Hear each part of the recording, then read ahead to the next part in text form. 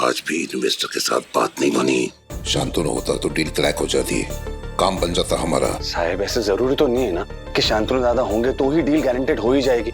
इससे पहले भी कई बार शांतनु दादा हमारे साथ थे, लेकिन उसके बावजूद इन्वेस्टर्स ने डील कैंसिल कर दी। बराबर बोलते हो ना साहब? लेकिन शांतनु के होने से फर्क पड़ता ही नहीं, उसको होना चाहिए था। आज आया क्यों नहीं हुआ? साहब राउंड है ना, अब उन्हें हमारे लिए टाइम कहाँ है साहब? समझ लो माला, जिस आदमी ने पूरी जिंदगी मेरे सामने ऊंची आवाज में बात करने की हिम्मत नहीं की, आज हमारा जरूरी काम छोड़कर उस औरत की सेवा में लगा हुआ है। इसे ये औरत हमारा घर तोड़ना चाहती है, हम भाइयों को अलग करना चाहती है। ये मैं हरगिज नहीं होने दूंगा।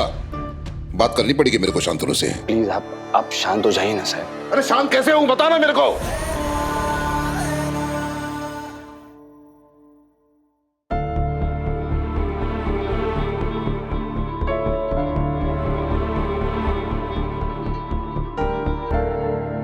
थैंक्स। थैंक्स? तुम थोड़ा आराम कर लो।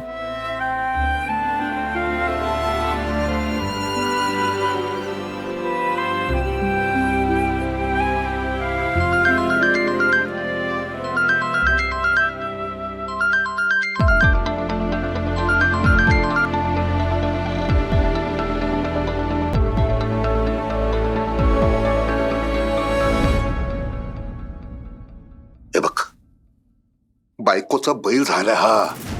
साहेब मी बोललो होतो ना, राहून दे ना साहेब।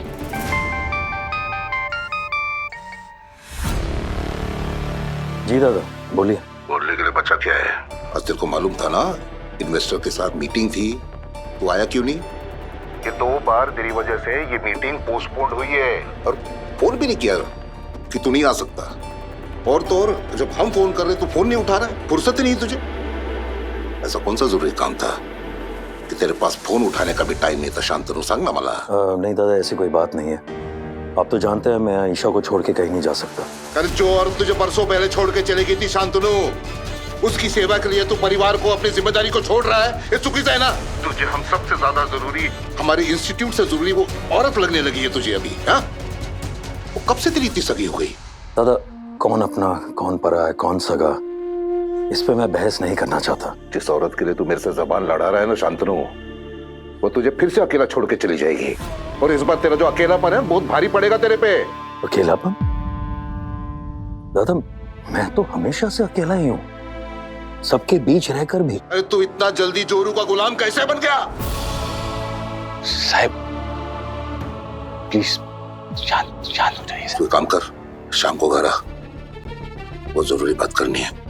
दादा बात तो फोन पे भी की जा सकती है ना? क्यों? तू अभी इतना बड़ा हो गया है कि तू मेरे को मिलने भी नहीं आ सकता है? क्या उस औरत ने हुक्म दिया है, आदेश दिया है कि घोंसले निवास की दहलीज नहीं लगना? ठीक है दादा, मैं टाइम निकाल के आता हूँ। कैसे बात कर रहा था मेरे से निशी, वो भी उस औरत के लिए? शांतनु और ईशा की शादी करवा के मैंने जिंदगी की सबसे बड़ी गलती की है। उसी वक्त इस परिवार में आने से पहले उस औरत को वहीं रोक देना चाहिए था मुझे। लेकिन मेरा नाम भी यशवंतराव भोसले है। मैं शांतनु और ईशा को एक नहीं होने दूंगा। इसके लिए चाहे मुझे कितनी भी बड़ी कीमत क्यों ना चुकानी पड़े, मैं चुकाऊंगा।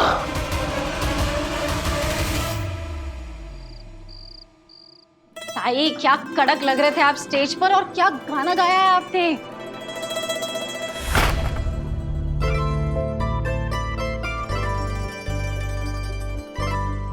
आपको पता है मैं एक एक मेहमान के पास जा रही थी और उनसे कह रही थी स्टेज पे जो गाना गा रही है ना मेरी ताई है ताई। I am genuinely so proud of you ताई। पानी पियो।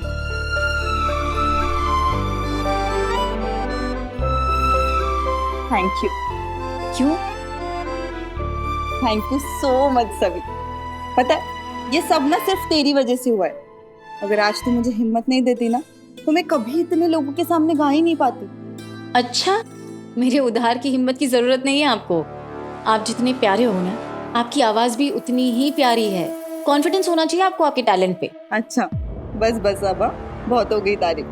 थक गई होगी ना तू? जाके आराम कर और चेंज कर ले।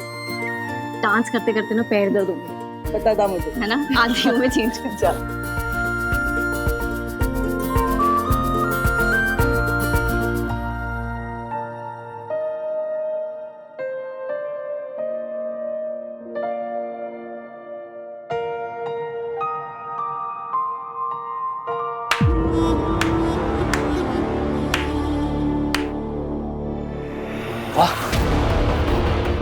तेरे को 2 घंटे के लिए अकेले का छोड़ा मैंने, तो अपनी घटिया हरकतों वापस उतर आई।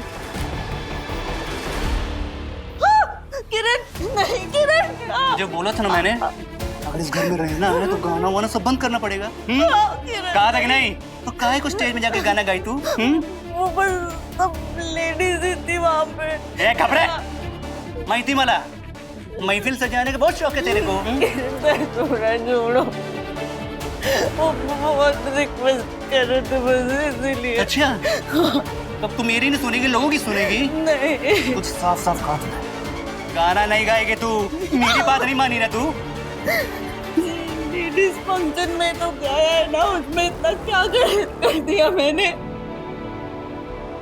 तो जबान लड़ा रही है, जबान लड़ाएगी, जबान लड़ाएगी। बोल दोबारा, बोल, क्या बोल?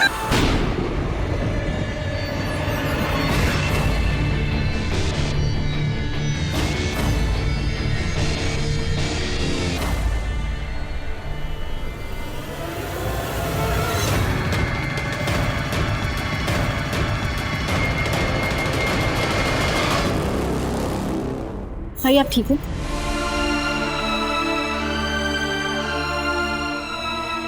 रुको, हिम्मत कैसे हुई हाथ उठाने की? ए सभी, ये हम दोनों के बीच की बात है, तो बीच में मत पड़। चल निकल यहाँ से। नहीं जाऊंगी। ये बताओ कि हाथ कैसे उठाया?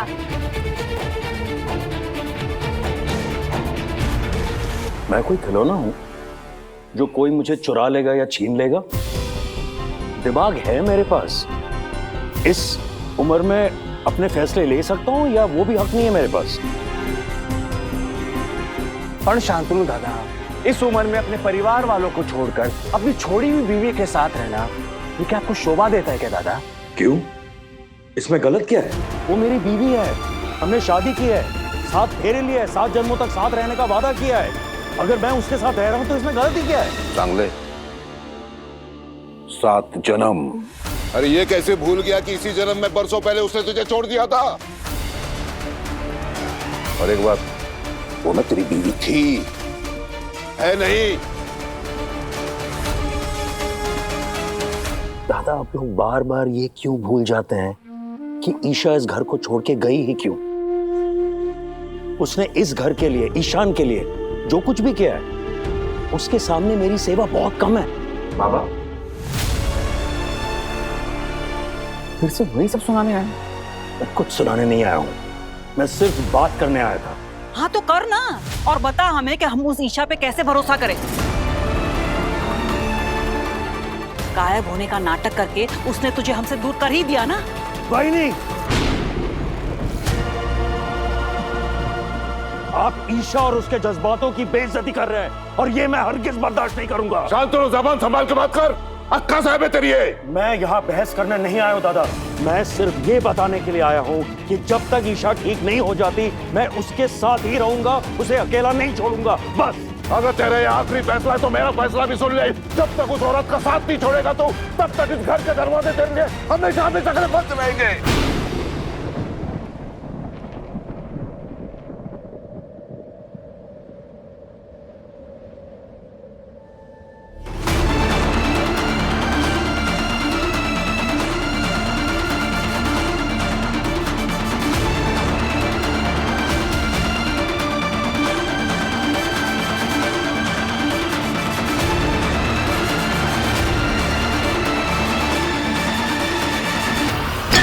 दादा, बाप, दादा, उठिए उठिए उठिए उठिए। मैं को बैठी बैठी यहाँ पे बैठी, जल्दी बैठी यहाँ पे। काका ठीक हो ना? पानी लेके फटाफट। हाँ मैं लेके हाँ, जल्दी लेके। खून तो नहीं आ रहा? दादा हाथ में लगी आपको? काका पानी पीछे। मामा पानी ठीक है ना आप काका? मैं ठीक हूं दादा। मैं कोई भी अंजाम भुगतने को तैयार हूं, लेकिन इस बार मैं ईशा को अकेले नहीं छोड़ूंगा और अपना फर्ज पूरा करूंगा।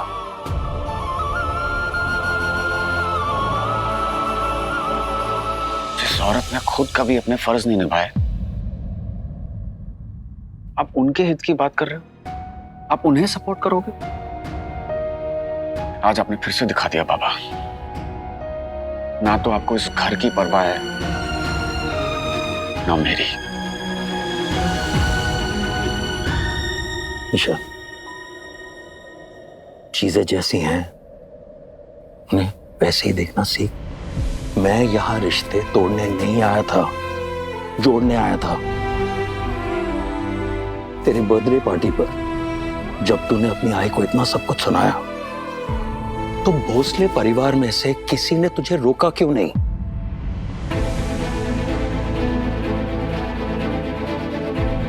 जब रिश्ते जुड़ सकते हैं तो उन्हें तोड़ने की कोशिश क्यों की जा रही है? इस घर में कोई किसी की तकलीफ क्यों नहीं समझता? क्या यही संस्कार है भोसले परिवार के? चल दोड़ो, जुबान संभाल के बात कर दो। ये मत भूल कि तू भी इस परिवार का हिस्सा है। यीशु बेटा प्लीज, सही और गलत का फर्क करना सीख। मैंने तो तय कर लिया है कि मुझे क्या करना है। अब तू फैसला ले कि तुझे क्या करना है, सही या गलत, और तुझे किसका साथ देना है।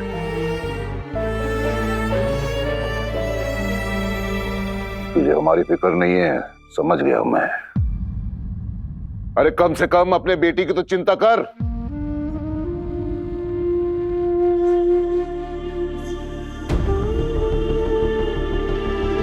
दादा, अपने बेटे की फिक्र मैं करता हूं, लेकिन उससे भी ज्यादा फिक्र इसकी आई इसके लिए करती है। वो आज भी चाहती है कि मैं इसी के साथ रहूं।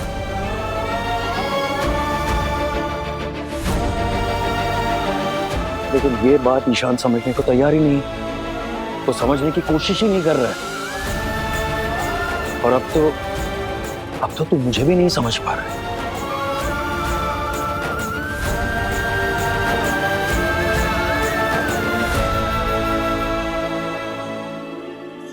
जितना कहना था, सुनना था, सब हो चुका है।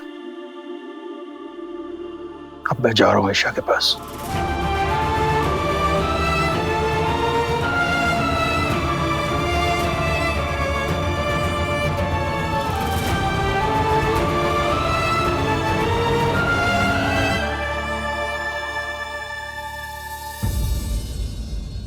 उस औरत ने इसे अपने पल्लू से बांध लिया है सुरेखा। फालतू पोपट की तरह उसकी सिखाई बातें बोल रहा था। उस ईशा ने शांतनु के मन में इतना जहर भर दिया है कि अब वो वापस नहीं आएगा। लगता है ईशा ये घर तोड़ के ही मानेगी।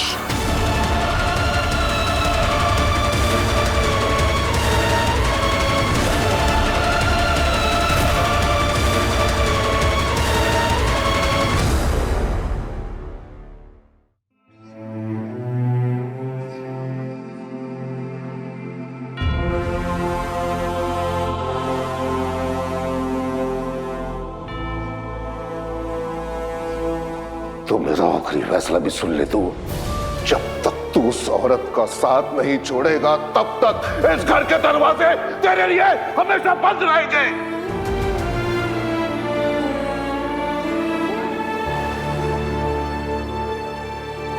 बाबा, तो आप उनके लिए मुझे छोड़ के जा रहे हो?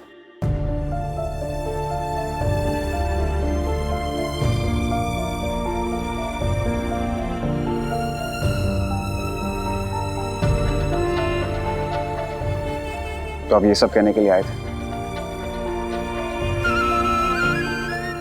मुझे तो लगा था कि आप मुझसे मिलने के लिए आए हैं। मैं उसी लिए तो आया था बाड़ा। मेरी आने की वजह वही थी। इशू, मैं ईशा की वजह से तुझे छोड़ नहीं रहा हूं, लेकिन इस वक्त उसे मेरी ज्यादा जरूरत है। प्लीज बात समझ। कितना बदकिस्मत हूं ना मैं। हमेशा माँ और बेटे के बीच में किसी एक को चुनना पड़ता है। मैं तो दोनों को चाहता हूं। यानी ईशान, मैं जो कर रहा हूं और तूने जो किया है वो बहुत अलग नहीं है। जब ईशा पर जानलेवा हमला हुआ तो तू अगर चाहता तो उसे वहीं छोड़ के चला जा सकता था। तू रुका, तो उसे हॉस्पिटल ले गया, खून देकर तूने उसकी जान बचाई। ना चाहते हुए भी तूने अपना फर्ज निभाया ना। लेकिन अब जब मैं अपना फर्ज निभाना चाहता हूं तो मुझे बार बार क्यों रोका जा रहा है? क्यों मुझे हर बार दोषी साबित किया जा रहा है? क्यों? वो बीमार है, उससे मेरी जरूरत है, मैं उसके पास जाना चाहता हूँ, बस यही है। लेकिन बाबा, आप ये समझने की कोशिश क्यों नहीं कर रहे हैं, जब आपको उनकी जरूरत थी, जब मुझे उनकी जरूरत थी, तब तो वो नहीं थी ना हमारे साथ। क्या उन्होंने कभी आपकी पत्नी होने का, मेरी आई होने का फर्ज निभाया? नहीं। तो फिर आप कौन सा फर्ज निभाना चाहते हैं? अब क्यों उनके लिए इतना कुछ कर रहे हैं? मैं एक बार फिर से अपनी बीवी को पहचानना चाहता हूँ, उसे जानना चाहता हूँ। तो भी एक बार कोशिश करके देखना। इशू, वो तेरी आई है। मैं जानता हूं ये तेरे लिए कितना मुश्किल है, फिर भी एक बार कोशिश करके देख प्लीज।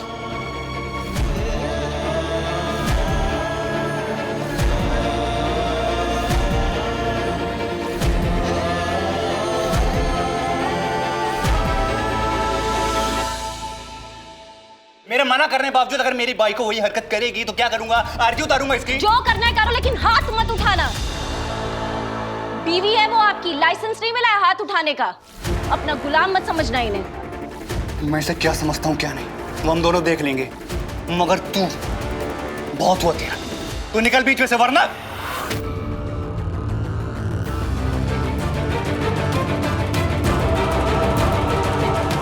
क्या? मुझे मारोगे? डरती नहीं हूं मैं आपसे। और एक बात कान खोल के सुन लेना, हाथ उठाकर तो आपने ठीक नहीं किया। आपकी इस घटिया हरकत के लिए आपको कीमत चुकानी ही पड़ेगी। मैं आपको ऐसे अकेले छोड़ूंगी ही नहीं। धमकी किसको दे रही तू? क्या कर लेगी तू? जो खाड़ते बनता है ना उखाड़ ले, देखता हूं मैं क्या कर लेगी तू। चल। ताई, आपको डरने की बिल्कुल जरूरत नहीं है। आप यहाँ बैठो, रोना बंद करो, रुको।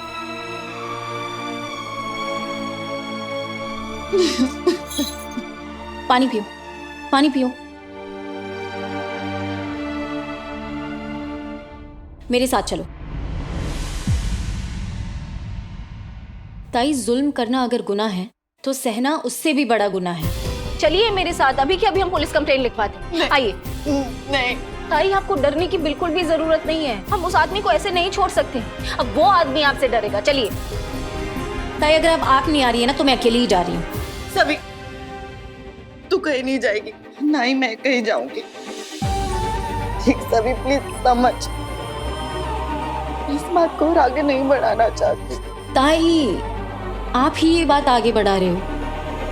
अगर आज कोई कदम नहीं उठाओगे ना तो इस आदमी की हिम्मत और बढ़ती जाएगी। मेरी बात समझो ताई, आप बहुत बड़ी गलती कर रहे हो। इसे ऐसे ही जाने दिया ना तो इसका क्या अंजाम होगा आपको अंदाजा भी नहीं है। औरत की अच्छाई को ना किरण जैसे लोग उनकी कमजोरी समझते हैं। प्लीज उसकी हिम्मत को आगे और मत बढ़ाओ ताई, प्लीज। औरत भले ही कमजोर ना हो सभी, लेकिन मजबूर जरूर होती है। उसके हालात उसे मजबूर बना देते हैं।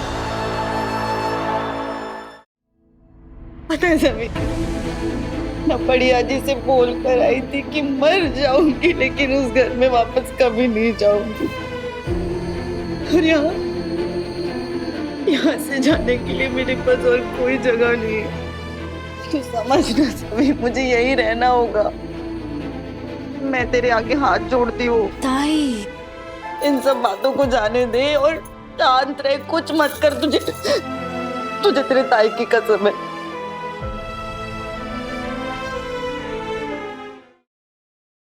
भाई, मजबूरी की रस्सियों को अगर जल्दी ना तोड़ा जाए ना, तो उम्र भर के लिए पांव की बेड़ियां बन जाती हैं। फिर इंसान अपनी गलती पर अपनी तकदीर को ही दोष देता है। तकदीर में जो भी है, जैसा भी है, मैंने स्वीकार कर लिया। तुम भी स्वीकार कर ले सभी, और प्लीज कुछ भी ऐसा वैसा मत कर। भाई क्या कर रहे हो? प्लीज ताई, ठीक है, लेकिन आप ये प्लीज रोना धोना बंद करो। रोना नहीं है बिल्कुल भी।